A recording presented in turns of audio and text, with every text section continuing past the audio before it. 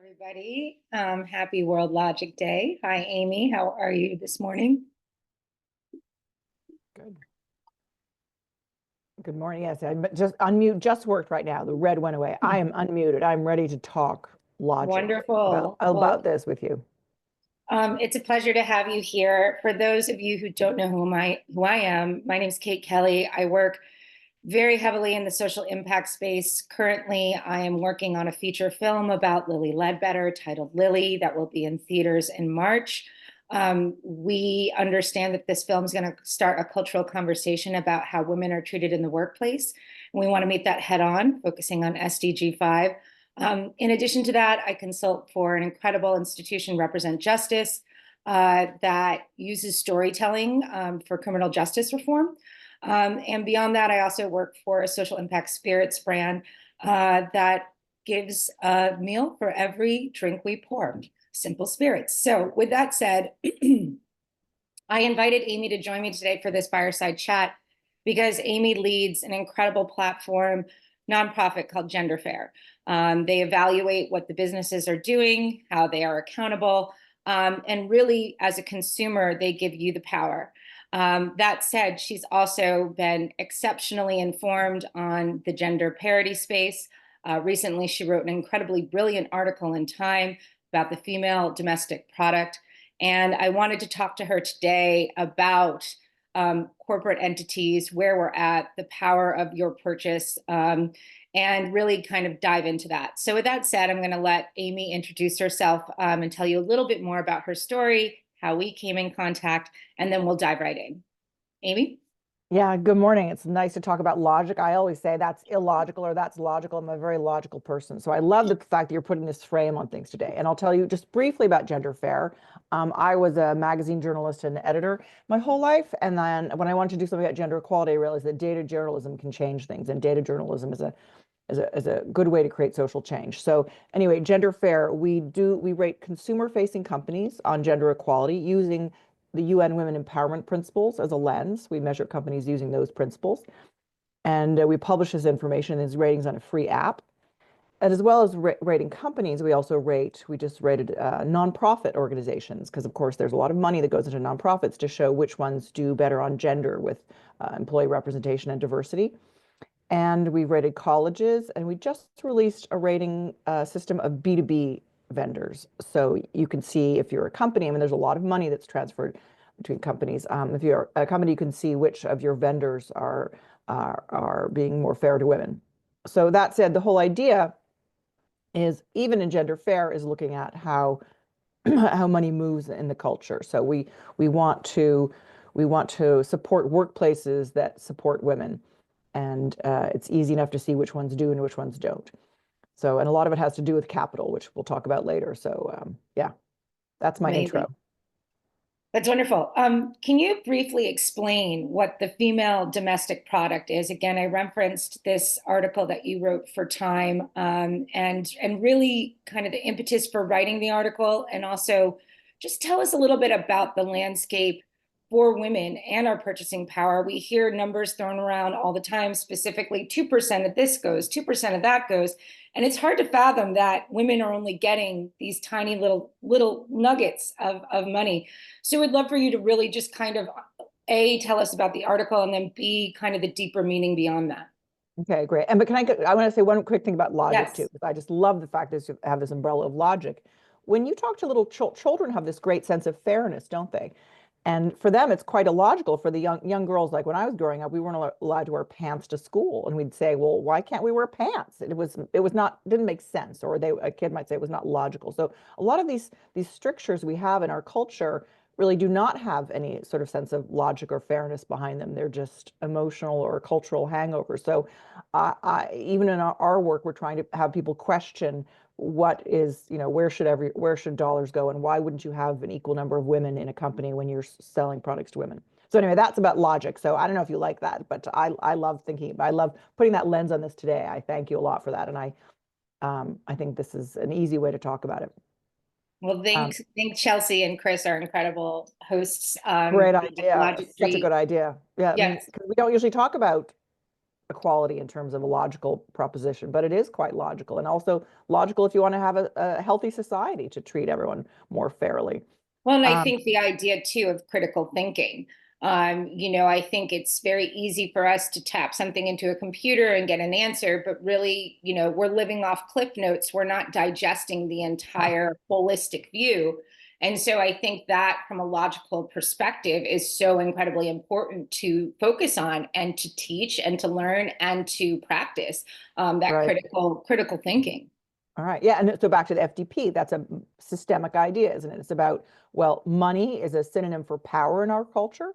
So when you look at how much money women have, it shows how much power they have in our culture. So the FDP was my attempt, our whole goal in a gender fair is to try to show people how much money women do control. And when you give away your money, you give away your power. And if you have money, that is a bit of power. So if I'm going to buy something, if I'm a family office that I want to, choose an accountant, I can choose an accounting firm that I consider to be fair and equitable to its employees, or that has a good representation of women and people of color. So yes, the FDP is about saying women control a certain amount of money in our culture, and this is a yearly sort of number. So it's the amount of revenues women's businesses take in. It's the amount of uh, donations that women's nonprofits take in. It's the equivalent of all women's wages and business revenue. So that's like one chunk of money that we control in the year. So it's more more analogous to the GDP. You can also look at all the amount of capital women control, like we have a lot of funds in it. We have a lot of money in Roth IRAs. We have nurses' pensions funds, teachers' pensions funds. So when you look at all this money that women control, I forget the number that I came up with. I think it's like 7 trillion or something. When you look at all this money women control, that means that we could actually ask for more with this money. So if I'm the customer of our culture, or if I'm buying anything, I can ask my investment director, like, what kind of funds are these good, any gender lens funds? Are these companies good to women? Are they good to their women employees? That being having that money gives you the power. So that's the idea of the FDP. So culturally, women control all this money, and we're not actually putting a good gender lens when we deploy it. That's my major premise, is that we can grow this money that we control by adding a gender lens.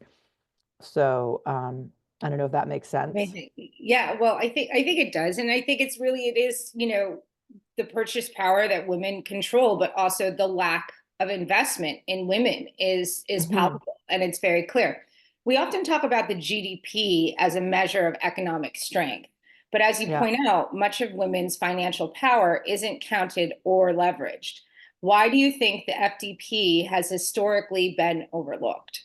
Well, because historically women didn't really have any capital in their own hands, or they couldn't even, own. A lot of places, women couldn't even have bank accounts until, a few decades ago in their own name. So this is a new idea that women in our culture have money and have property, and so maybe we're in the beginning of this notion of sort of financial or equality. But yeah, that's why it's a new thing. And let's be let's be clear that when I talk about growing the FDP, that amount of capital that women control or earn, I also want to make it clear I want to grow that will grow the GDP as well. It's not a zero-sum game. It's not like we're taking money away from men. It would make all the culture, all the economy do better if there was more money in the hands of women.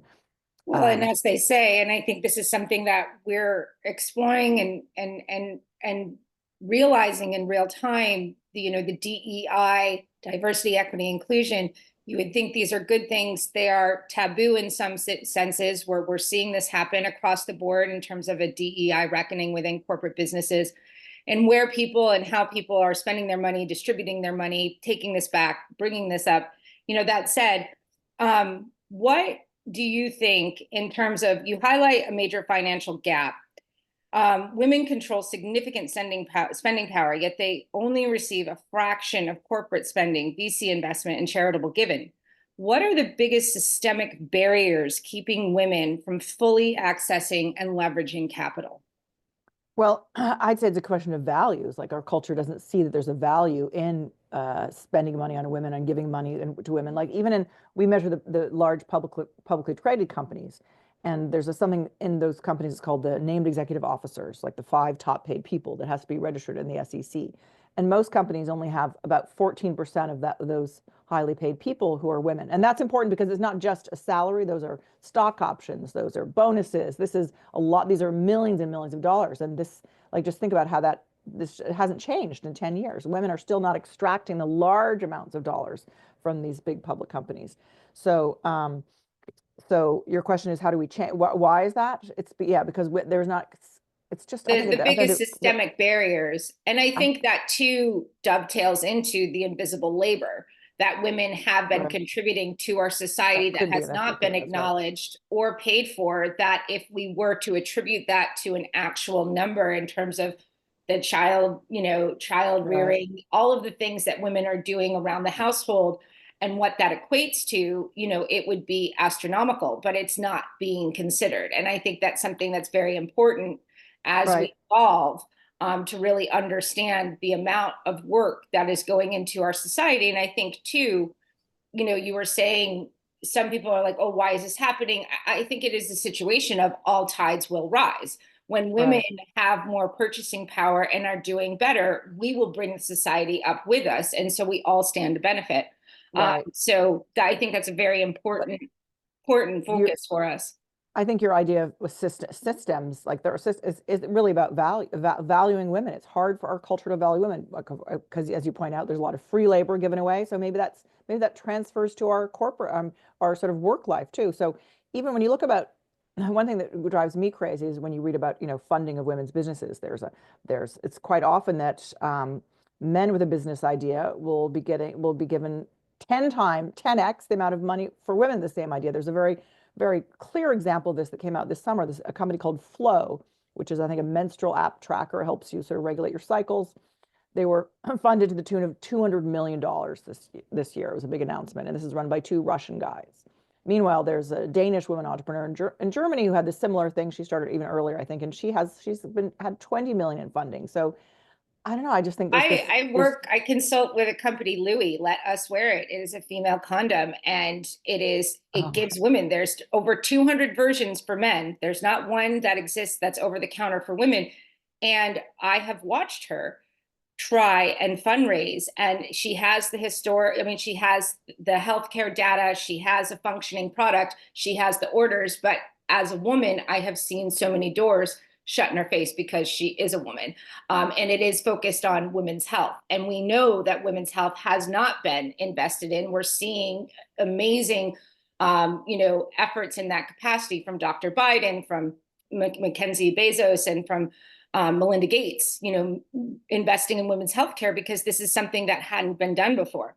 So I think, right. going back to the female domestic product and really closing the gender wealth gap, let's talk about that. If someone is listening to this and wants to take action today, what are 3 tangible ways that they can help grow the FDP? Well, first of all, buy from women-owned businesses. Easy to do. I will just do it and put it in my search engine. Women-owned sticker printing company, and you can find that, or women-owned merino wool underwear. Easy to find, or and then so that's the first thing. Buy from women-owned whenever possible. When you're a consumer, when you're a business, actually look for suppliers that are women-owned. In your investment, there's not, I mean, try to invest in women-owned businesses. There are many different vehicles like Portfolio, Corliss, I Fund Women that help fund women's businesses without being, a VC with millions of dollars. And then the other thing is you can also apply I put the gender lens on your spending. If you can't find a women-owned business or a minority-owned business, then you could use our gender fair metrics to find at least a company that supports women. So even on our gender fair measurement, that does bring some money into this FDP. So when we say a company meets the gender fair standard, usually they have a lot of women's leadership, which means that there's at least more salaries going to women, higher level of women in higher paid positions. But also when we measure companies in gender fair, we also look at whether they spend with women-owned businesses. We look at something called supplier diversity, and this is something that any business can do: is put a lens of diversity on their suppliers. So that also drives money into the pockets of women and minority-owned businesses. And we also measure companies on whether they donate to women's community organizations, not like put on an event, because an event is usually marketing, but do they actually put cash into the hands of a nonprofit organization that supports women and girls, because as you pointed out, I think earlier in your intro, only 2% goes to women and girls. Now that is really hard for me to understand, especially some people will ask us, why do you measure that? It's like, well, because like, look at, if we're talking about a big soap company, major soap company in the world, women are their primary consumers because women are still a lot of the shoppers and we do a lot of the cleaning. So if most of their revenue is coming from the pocketbooks of women, why would they not want to? I mean, doesn't it make sense that they would actually contribute to that community in their good works? And it's not always true. Well, It that also, that brings us to the yeah, logical case for financial power and gender equity. yeah. One of the most striking takeaways of your article is the direct link between money and political change. Mhm. We've seen women's financial power in elections. We saw it in the groundswell of support for Harris. We're seeing it for, company or nonprofits like Emily's List. Why does financial influence matter so much why does financial influence matter so much in advancing gender equity? And that is, it's all about consciousness. Like, again, we have this money and we don't think about, does it serve us? Is this money, are we using this money that serves women in our community? So it's a reframing, really, and it's not that hard. And when you think about it, it's quite easy. So back to political power, that's actually one reason why I started Gender Fair in the first place, because I was looking at women. Back in 2008, I was looking at the women who won that election. I think we had 11 Democratic women elected, and in there's something called open secrets. You can see which kinds of industries fund the candidates. And I was thinking, I wonder which industries funded these women. And guess what? The breakdown was no industries. The majority of their funding was from Act Blue and Emily's List. And so that showed me that, oh gosh, it's not the farm industry, it's not the legal industry, it's not the energy industry. Women are outside of the funding mechanisms of politics. So that's what actually inspired me to start Gender Fair, as a way to think that maybe we can somehow bring more money from the public companies into, I didn't have a name for it at the time, into the FDP, into money that women control. And so when women control money, we can donate to women candidates. There's a lot of women who donated to VP Harris this year. Our loss for a women president was very slight. But so when women band their money together, like in Emily's List has gotten 200 women elected to Congress, dozens of governors, 1,700 women in other lower offices. And there's also Vote Run Lead, which is an amazing organization that Melinda Gates is funding right now. And their goal is to have a higher percentage of women in state legislatures so they can really have a big impact, because women legislate very productively and very bipartisanly and very cooperatively. So we want more women legislators to create policy. And that actually segues brilliantly into my next question, because you do mention in your article historical examples of women using money as a tool for equality, from suffrage funding to financing the development of birth control.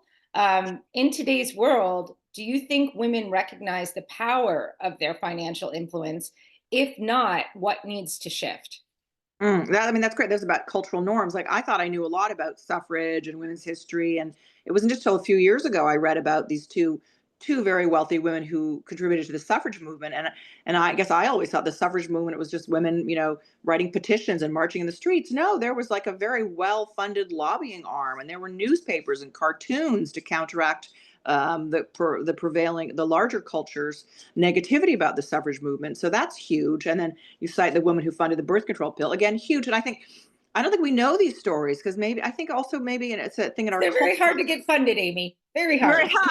We could have little campfires instead of ghost stories. So the more we tell these stories about women and money, we just don't talk about them. Like, I think one of the things I was thinking about this morning is, like, women and money is sort of like oil and water. We don't put them together very well. But I guess maybe, Well, but there if you is that do, good things interesting, happen. yeah, there is that interesting stat that more women would rather speak about their death than money. And that is that, and where that's from, it could be fake news. I don't know, but I have seen the stat in that No, more women, I think that it's true. it's very uncomfortable, and it was very taboo. You were taught, or I was, as you grew up, you did not talk about, religion and money. You didn't ask people what they Right. made. It was forbidden. So, like, that is an interesting evolution in where we are. And, like, with Lily Ledbetter's case specifically, she was forbidden to speak about her pay. And so many people Right. ask, well, why did she wait 20 years? Well, she didn't know, and you were not allowed. You had to sign an NDA when you first started there so that, you weren't allowed to understand what people were making. So you couldn't ask questions. And I think Right. there's some level of control with that. And who does that benefit? Like that lack of transparency and is just underlines unfairness. When people were talking about pay equity, I always say to people, why wouldn't this be transparent? The federal government has one of the lowest pay gaps, and their pay systems are all transparent. You can see who's a GS1, GS13. Everyone knows how much you make. So I don't see why this is a secret. It only benefits the people at the top who cannot let everyone else speak about it. So when I had children, did I cut them pieces of cake and deliver the cake under the table so each child couldn't see what the other one got? No. It was above the board. It was on the table. Everyone could see if the slices were the same size. And believe me, you learn how to slice pretty evenly when you're a mom. That is true. So with that said, how can businesses, investors, and philanthropists be more intentional about channeling resources towards women? Well, again, ask that question, women owned. That's my first preference, is that whenever you can put money directly in the hands of women, like women in business will tell you, like, they don't want to be mentored at all. Don't mentor me. Don't give me advice. Don't put me in an incubator. Just give me customers. That's what women's businesses need. They need capital. So, income. So be very intentional, buy from women-owned businesses, use women-owned vendors, donate to women-controlled nonprofits, because, as we said, there's only 2% that goes to solve women and girls issues in our culture. That's less than animals and stuff like that. We're not. I mean, there's just very little value that our culture accords to women. So that's and there's also many different investment platforms you can do. Like, did I already mention those? I can't remember. Portfolio. Yeah, I did already mention. You mentioned iFund. And I can give people a huge list of resources. There's so much out there. And back to the idea of women and money these days, what I'm hopeful about, Kate, is that there's so much more discussion about this than ever before. Well, that segues brilliantly into my next, kind of question about looking ahead towards the future of the FDP and women's economic power. If we're having this conversation in 5 years from now, hopefully we'll be at Logictry 2031 or 2030. What progress would you hope to see in growing the FDP and closing the gender wealth gap? Well, I mean, I would like to see it double in size, of course. So I would like to, ideally, it should be half what the GDP is. I would like to see more women's businesses grow, because women's businesses are now mostly solo employer. What if they employed more women? What if we, that would be a huge win for me. And I would really like to see a gender lens be put on large spends. Like, we have this project called the Coalition for Gender Fair Procurement, funded by Logitech and Salesforce and Zoetis.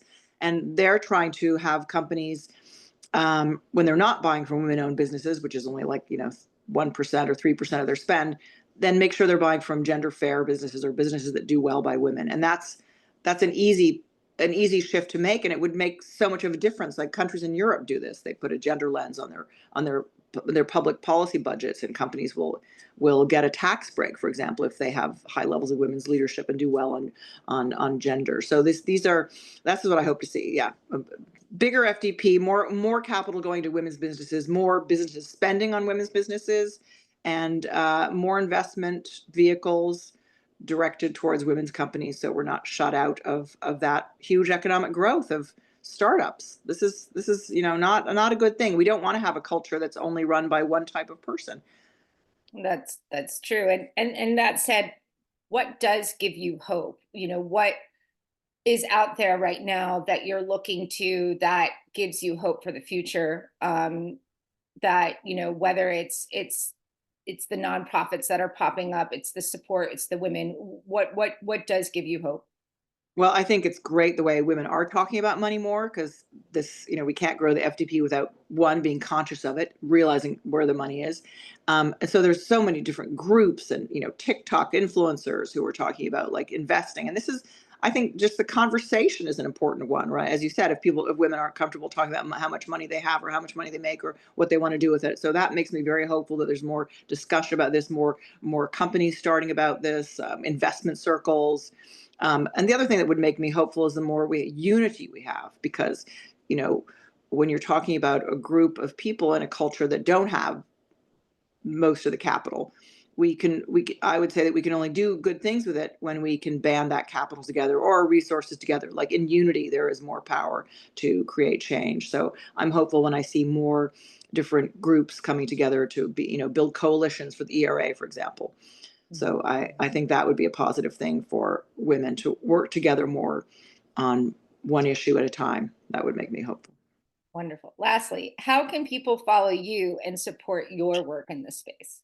Sure. Well, go to genderfair.com, download our app, our free app. If you have a business, we have a site called the Coalition for Gender Fair Procurement. We have some vendor ratings. You can see like which CRM you use and if it has a good gender rating. Salesforce, of course, does. And of course, follow us on LinkedIn or Instagram. Call me anytime and I'll tell you what to buy or what to buy or where to invest. You can give a little tutorial again, like you did at Sephora. That said, Amy, thank you so much for a powerful conversation. It's clear that logic, strategy, and financial power are critical tools in advancing gender equality. To everyone listening, let's put these ideas into action and start moving money towards change. I also did not say this at the top, and I just want to put out all the good energy to everybody on the West Coast. This is heartbreaking to watch. I think it would be very tone deaf for me not to acknowledge watching this happen in real time and really understanding how vulnerable we are, and really community and uplifting others and supporting each other is really what we have. And so I just wanted to send our love out there and, keep these conversations happening. Amy, thank you for your time. I'm excited to dovetail right into my next conversation with Ashley Bowder. I appreciate you, Amy. I'm excited to see you soon. Thank you for the incredible work you're leading. It is a pleasure to be in your orbit, and I'm excited to see what's next with us.